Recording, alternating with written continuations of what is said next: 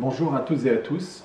Il me semblait très important de faire cette première vidéo afin de répondre à certaines questions essentielles qui m'ont été posées sur ce qu'il se passe en ce moment.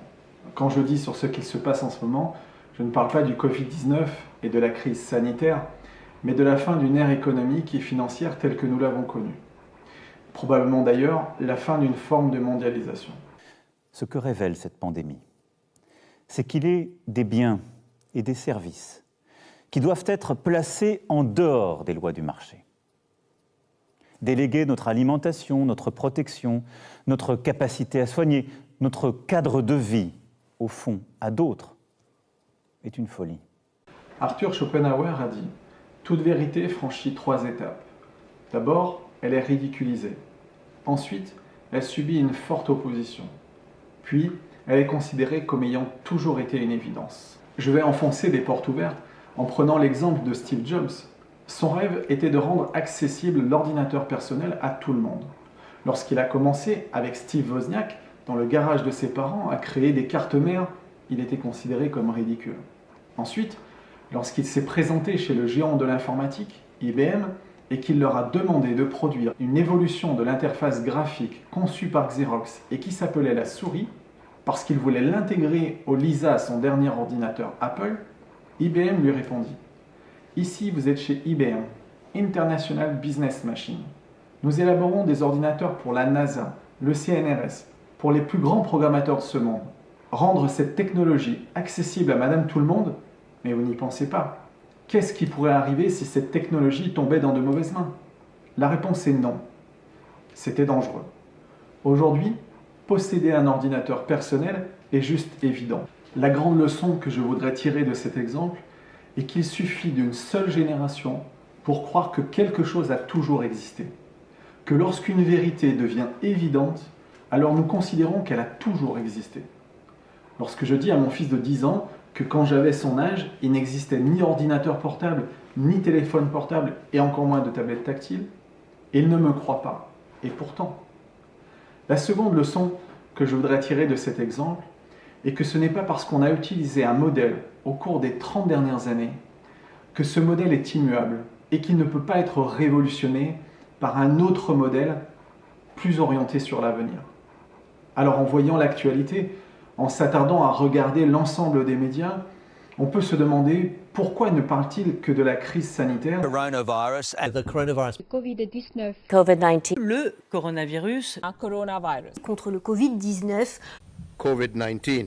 et que personne ne parle de la vraie crise qui se profile à l'horizon, la crise économique. Tout du moins, je ne parlerai pas de crise économique, mais bien de crise financière. Et j'expliquerai un peu plus tard la différence qu'il y a entre les deux.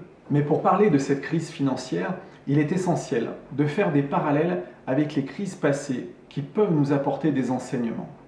Pour commencer, je vais prendre l'exemple de la grande crise de 1929, car de nombreux économistes essayent de comparer l'époque actuelle à celle de 1929. L'origine de la crise de 1929 est la conjugaison de 2 phénomènes. Tout d'abord, nous sommes à la sortie de la Première Guerre mondiale et l'économie américaine est florissante. Et face à la reconstruction qui s'est engagée en Europe, la Banque centrale américaine va baisser de façon très importante ses taux d'intérêt. On a donc une économie florissante d'un côté et une baisse des taux d'intérêt de l'autre. Face à ces 2 phénomènes conjugués, les particuliers et les entreprises vont avoir accès au crédit de façon beaucoup plus importante et de façon beaucoup plus facile. Cette euphorie va commencer à gagner progressivement les marchés financiers avec une augmentation forte et régulière des marchés actions et obligations.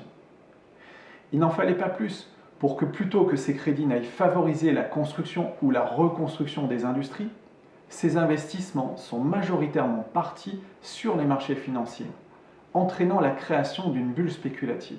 Lorsqu'il y a un décalage entre la valeur produite par les entreprises, leurs bénéfices, et leur capitalisation boursière, qui n'est autre que la valeur produite par les marchés financiers, alors nous sommes face à une bulle spéculative et donc face à un krach boursier en puissance. Juste un exemple de l'incohérence de ce qui a amplifié le phénomène de bulle spéculative. C'est le fait que les intermédiaires des marchés financiers, que ce soit les traders ou les banques, n'exigeaient pas un investissement à 100% en cash de la part de leurs investisseurs. En 1928, pour investir 10 000 $ sur les marchés financiers, il leur suffisait de poser 1 000 $ sur la table et la banque ou les courtiers leur prêtaient les 9 000 $ suivants. Ils gagnaient ainsi des intérêts sur 10 000 $ et non simplement sur 1 000. Facile de comprendre pourquoi tout a explosé ensuite. En 2013, l'Américain Robert Shiller a obtenu le prix Nobel d'économie pour avoir développé un indice boursier dont le but est de jauger l'état de santé des marchés financiers. C'est ce ratio entre capitalisation boursière rapportée aux bénéfices des entreprises qui s'appelle le PER de Shiller, le Price Earning Ratio de Robert Shiller. À titre indicatif, le PER de Shiller est aujourd'hui équivalent à celui de 1929, au moment du krach boursier. Ce qui fait dire aux économistes que nous sommes face à cette crise majeure en 2020. Mais il ne faut pas prendre juste cet indice comme unique référence et ne pas voir d'où nous sommes partis. En 1929, l'économie était une économie d'après-guerre, qui avait été mal gérée sur le plan financier et qui avait conduit à un échec. Si on compare avec ce qui s'est passé sur le plan économique après la Seconde Guerre mondiale, alors on peut constater que des enseignements ont été tirés, puisque s'est ouvert en 1945 la période appelée les 30 Glorieuses. Alors bien sûr, entre 1945 et 1975, l'économie était florissante et la finance était maîtrisée. Mais tout ceci était maîtrisé artificiellement par le phénomène d'inflation. Autrefois, la Banque centrale française était une structure indépendante de l'État. Ainsi, lorsque l'État avait besoin d'argent, il pouvait être financé par sa banque centrale. Ce financement créait une augmentation de la quantité de monnaie en circulation susceptible de créer de l'inflation. C'est ce que l'on a appelé faire tourner la planche à billets. Mais l'augmentation de la masse monétaire dans l'économie était susceptible de diminuer la valeur de la monnaie détenue par les acteurs économiques, les ménages ou les entreprises. Mais dans les années 30, lorsqu'on sollicitait les crédits, il fallait les solliciter en faisant référence à la valeur de la monnaie étalonnée sur la valeur de l'or détenu dans les coffres des banques centrales. Mais lorsque l'État a commencé à faire fonctionner la planche à billets et a donc créé de la monnaie, l'économie s'est développée de façon plus importante. Et comme un miracle de cet ordre ne se produit jamais seul, non seulement l'inflation avait un effet positif sur l'économie, mais elle agissait aussi sur le poids de la dette. En effet, en 1945, on s'est retrouvé dans une période où près de 80% des entreprises, où près de 50% des infrastructures et où près de 40% de la construction immobilière étaient détruites.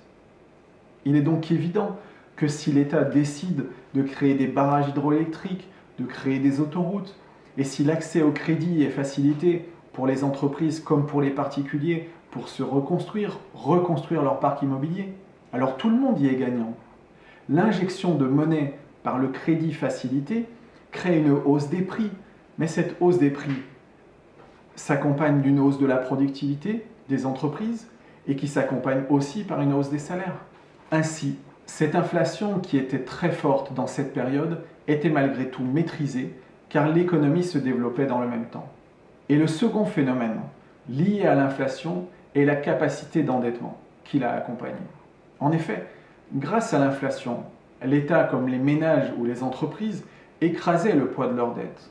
Si en année 1, le salaire moyen était de 1 000 € par mois et que le montant du crédit à rembourser était de 500 € par mois, alors cela représentait 50% des revenus. Mais si en année 10, le revenu était passé à 2 000 € par mois par le jeu de l'inflation et que le crédit était resté à 500 € par mois, alors il ne représentait plus que 25% des revenus. Alors bien sûr, il n'est pas possible de créer de l'inflation en permanence, car le fonctionnement même de l'économie a ses propres limites. Mais dans cette période, c'était un bon système. Mais notre période actuelle n'est pas du tout la même. Nous ne sortons pas de la Seconde Guerre mondiale, l'économie s'est mondialisée et de nombreux événements sont intervenus entre-temps, changeant totalement les bases de données et d'analyse. Donc non, on ne peut pas comparer notre époque actuelle, la crise que nous vivons, avec la grande crise de 1929 et la grande récession qui s'en est suivie. C'est la première chose importante à retenir de cette vidéo. Non, nous n'allons pas connaître la grande récession comme en 1929.